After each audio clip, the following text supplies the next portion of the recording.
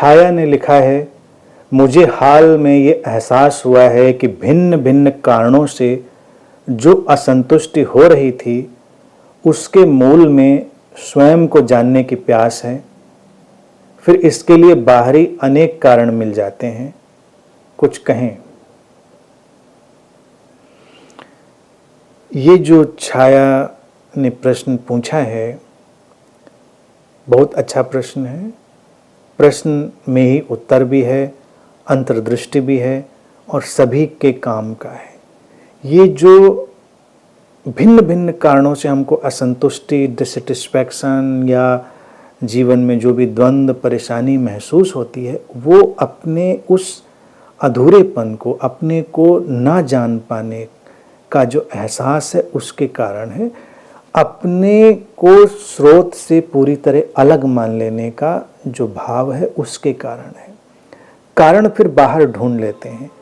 हम बेचैन हैं, हमारे भीतर की ही वो बेचैनी है, तो मूल बेचैनी, मूल असंतुष्टि या मूल समस्या वही है। अब ये शब्द जो उपयोग है, स्वयं को जानने की प्यास, ये पारंपरिक शब्द है। सीकर के लिए, अध्यात्म के लिए पारंपरिक शब्द है, तो ठीक है। स्वयं को जानने का अभिप्राय यही है कि हमारी जो वो अनब्रोकन स्टेट है, अखंडित अवस्था है, उस तक पहुंच जाना। अभी क्या है, हम एक ब्रोकन स्टेज में हैं। जैसे लगता है हम कहीं से टूटे हुए हैं, हम बस भटक रहे हैं। और स्रोत की लयबद्धता में क्या होता है, जैसे हम घर पहुंच गए। स्वयं को जानना अर्थात अपने घर पहुंच जाने का एहसास, सेटल्ड हो जाना। तो किसी भी माध्यम से कोई कुछ भी खोज रहा है, या परेशानी में है या अच्छी चीज़ों में है, वो तलाश तो उसी चीज़ की कर रहा है।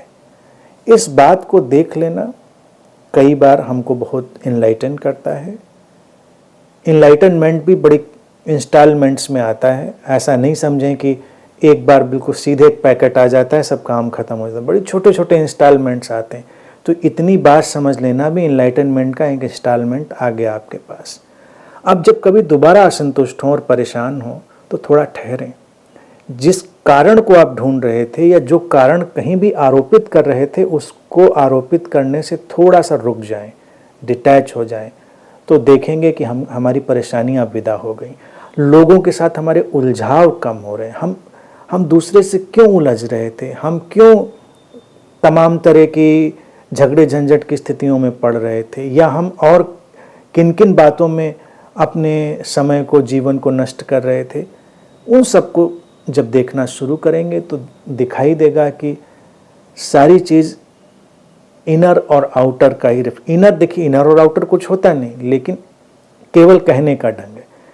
हमारा जो इंटायर स्ट्रक्चर है, यानी कि जो सारी आंतरिकता है, उसका फैलाव ही बाहरी जीवन है।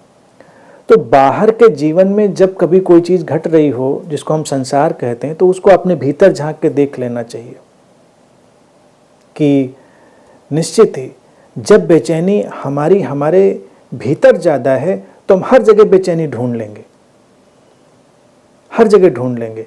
लेकिन जिस दिन आप अपने अंदर सेटल्ड होंगे, आप हर जगह सेटलमेंट ढूंढ लेंगे। तो एक्चुअल में वो परेशानी या वो चीज़ कहीं बाहर थी, संबंधों में थी, व्यवस्थाओं, चीज़ों में थी, कि या भीतर ही थी? तो भीतर ही थी। कुछ दिनों में बात समझ में आ जाती। जिसके ये बात समझ में आ जाती है तो वो फिर बाहर पर काम ना करके भीतर पे ही तो काम करता है ना। वो एक एक पत्ते को साफ करने के बजाय अपनी जड़ों को पानी देता है। इसी को तो कहते हैं मूल स्वभाव पर काम कर। मूल यानी कि रूट, अपनी जड़ों पर काम करना, वो है हमारी आंतरिकता, उस पर काम करना। फिर आप प्लेफुल हो जाते हैं। तो ये इनलाइटनमेंट का एक इंस्टॉलमेंट है।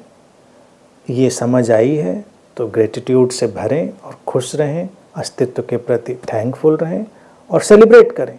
हर इनलाइटनमेंट की छोटी छोटी किरण को सेलिब्रेट करना चाहिए। जब कोई बात समझ में आए, खुश रहिए, सेलिब्रेट करिए। अब कैसे सेलिब्रेट करेंगे, ये अपना अपना तरीका सब आप निकालिए, ढूंढिए।